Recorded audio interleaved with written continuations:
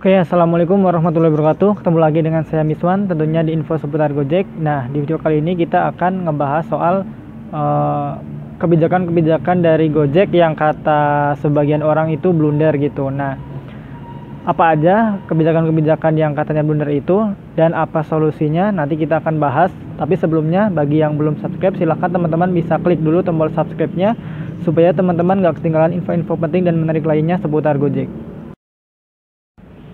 Nah, terima kasih ya bagi teman-teman yang udah klik tombol subscribe-nya dan kita langsung aja ya biar durasinya nggak terlalu lama.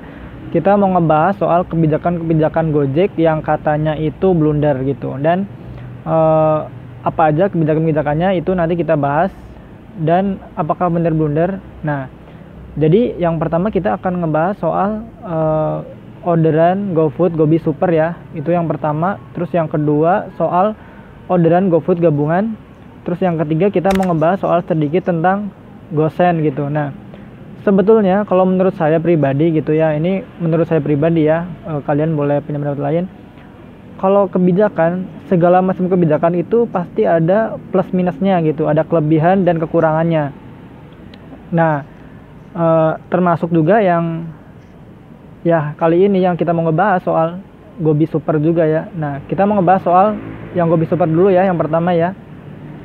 Jadi Gobi Super itu kan orderan GoFood yang kalau misalkan ada orderan tersebut driver itu nggak bisa cancel.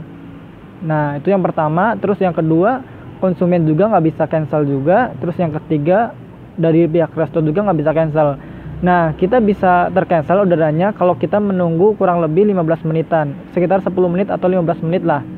Nah, terus yang kedua, kita bisa telepon pihak kantor Gojek ya atau call center Gojek, itu nanti bisa ke cancel. Jadi ke cancelnya itu pakai dua cara ya. Yang pertama kita nunggu kurang lebih 10 menit atau 15 menit, yang kedua ya kita telepon gitu. Nah, apa yang menjadi masalah di Gobi Super ini adalah ketika pihak driver ya, saya berbicara sebagai pihak driver karena saya sendiri adalah driver. Ketika kita mendapatkan orderan Gobi Super itu kan kita nggak bisa cancel gitu, itu yang pertama. Dan masalahnya kalau kita di musim hujan itu kan suka ngebles, kadang penjemputan itu sampai 5 km atau 4 km lah, itu cukup jauh ya.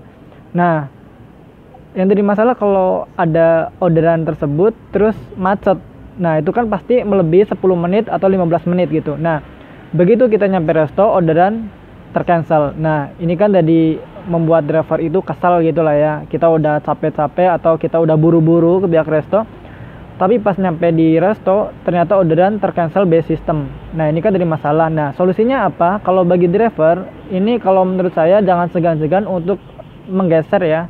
Menggeser udah sampai di resto. Tapi dengan catatan kita sebelumnya udah screenshot dulu alamat restonya itu di mana, atau kita juga bisa save nomor telepon restonya supaya kita kalau bingung nanti bisa tanya ke pihak resto, karena nggak semua resto itu di pinggir jalan raya, ada di gang yang kita itu nggak tahu gitu ya. Nah, itu solusinya bagi driver. Dan kalau bagi resto, solusinya adalah jangan dibikin dulu orderannya atau makanannya ya sebelum driver itu konfirmasi. Nggak harus datang, kalau misalkan datang ya itu udah pasti dibikinin. Kalau misalkan nggak datang pun tapi udah dikonfirmasi gitu, misalkan si driver itu telepon ke pihak resto bahwa driver itu lagi menuju ke pihak resto gitu ya. Misalkan udah bikinin aja, drivernya lagi OTW gitu ke lokasi, nah itu nggak apa-apa, langsung dibikinin. Tujuannya biar begitu driver nyampe nggak terlalu lama nunggu makanan, karena bagi driver waktu itu sangat berarti gitu. Apalagi kalau misalkan dia ngejar bonus gitu ya, ngejar bonus waktunya udah mepet, nah itu berarti banget gitu.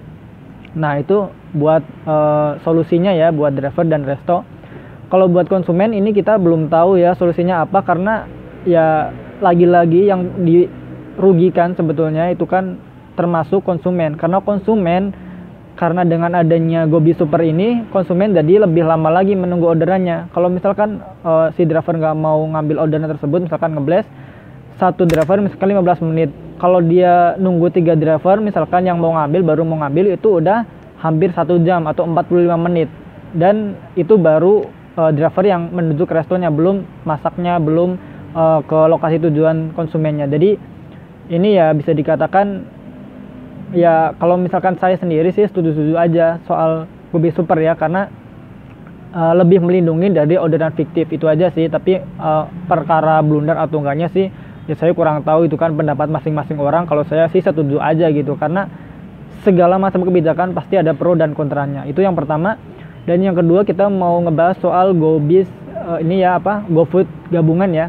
Nah ini kalau menurut saya kurang setuju ya, karena ini benar-benar merugikan dalam hal ya, mungkin driver juga rugi, konsumen juga rugi. Yang pertama adalah ketika kita dapat orderan gabungan, GoFood gabungan, saya sebagai driver itu nanti bisa dapat komen jelek gitu ya, rating jelek. Karena gini, misalkan dapat orderan kan dua ya, yang satu misalkan tujuannya itu lebih jauh daripada orderan yang kedua gitu ya, sedangkan kita biasanya di orderan itu kan harus sesuai urutan. Misalkan pertama dapat orderan jarak 5 km, itu yang pertama, terus yang kedua cuma 1 km. Nah kita nggak bisa nganter ke yang dekat dulu gitu, kita harus sesuai dengan nomor. Ini kan jadi masalah gitu kan, kita harus ya lebih lama lah. Saya pernah nih kena semprot juga sama konsumen, katanya itu ya pihak sebelah ya, atau kita sebut ya Grab gitu kan. Di Grab itu kan dulu ada orderan gabungan semacam ini ya, cuman kata si konsumen dulu ini udah nggak ada gitu kan, makanya dia pindah ke Gojek. Kenapa Gojek sekarang malah ikut-ikutan? Jadi dia ngebandingin Gojek dan Grab. Grab itu dulu ada, terus dia udah nggak ada. Nah sekarang di Gojek kok malah ada gitu kan, kata si konsumen Gojek ini udah bagus, tapi kenapa malah sekarang malah ada gitu kan. Nah ini yang mungkin bisa jadi pertimbangan lagi dari pihak aplikator, ada dari pihak Gojek ya, enaknya kayak gimana, apakah emang tetap harus ada orderan gabungan atau enggak ya. Nanti bisa mungkin di ini lagi lah, evaluasi lagi gitu ya, karena ini banyak yang komplain dari pihak konsumen gitu kan, karena lebih lama lagi. Nah itu ini yang soal orderan gabungan ya. Terus sekarang kita yang ketiga mau ngebahas soal sedikit tentang gosen. Kemarin 2 hari kemarin itu saya dapat gosen meja. Ini mejanya kalau misalkan meja belajar buat anak kecil itu nggak masalah ya. Ini meja kalau saya lihat itu buat yang besi itu loh, tapi gede banget gitu kan. Panjangnya itu sekitar 2 meter dan beratnya itu nggak bisa diangkat 1 orang, harus diangkat 2 orang. 1 orang bisa tapi berat lah gitu ya. Nah ini sebenarnya saya udah tahu ya bahwa toko itu suka ngorder yang tidak masuk akal atau gede-gede. Cuman saya penasaran karena itu saya baru pertama kali gitu kan, apa benar gitu. Ternyata benar. Nah pas saya sampai di lokasi tujuan juga, saya ngangkatnya itu 2 orang sama pembelinya. Nah ini seharusnya lebih evaluasi lagi ya, dipikirkan lagi kepada keselamatan Gojek gitu kan, kepada drivernya terutama. Nah jadi driver itu nggak bisa berbuat banyak di sini, karena kalau misalkan kita cancel order itu efeknya nanti bisa jadi ke anyep ya, ke anyep. Kalau misalkan driver yang akunnya lagi gacor, ini nggak masalah, mau cancel juga mungkin nggak terlalu bermasalah gitu ya. Tapi kalau misalkan pada akun gagu, wah ini masalah banget gitu ya, karena kalau buat akun gagu gitu ya atau anyep, 1 orderan itu ya penting gitu, karena untuk meningkatkan kinerjanya gitu. Jadi saya udah pernah mengusulkan ke pihak Gojek, seharusnya sih kalau misalkan untuk gosen sebelum konsumen order harus ada semacam pertanyaan singkat, berapa volumenya, panjangnya gitu kan, beratnya berapa, itu harus ada, karena supaya si pemesan ini tahu bahwa ada batasan-batasannya gitu. Jadi nggak harus yang gede banget tapi tetap diorderin Gojek gitu kan, maksudnya ya yang lain lah, GoBox atau apa gitu. Nah jadi itu ya video kali ini ya. Jadi saya nggak bilang ini kebijakan dari Gojek yang blunder atau enggak, tapi ya kalau saya sendiri untuk GoBis Super saya setuju aja sih, karena lebih melindungi driver dari fiktif. Kalau yang gabungan saya nggak setuju. Kalau yang gosen ini ya lebih dievaluasi lagi lah untuk pihak kantor Gojek. Oke, jadi itu aja ya video kali ini ya, semoga bermanfaat dan saya ucapkan banyak terima kasih karena udah nonton video ini sampai selesai. Oke, bagi yang belum subscribe silahkan teman-teman bisa klik dulu tombol subscribe-nya supaya teman-teman nggak ketinggalan info menarik lainnya. Oke, terima kasih. Wassalamualaikum warahmatullahi wabarakatuh. Salam satu aspal.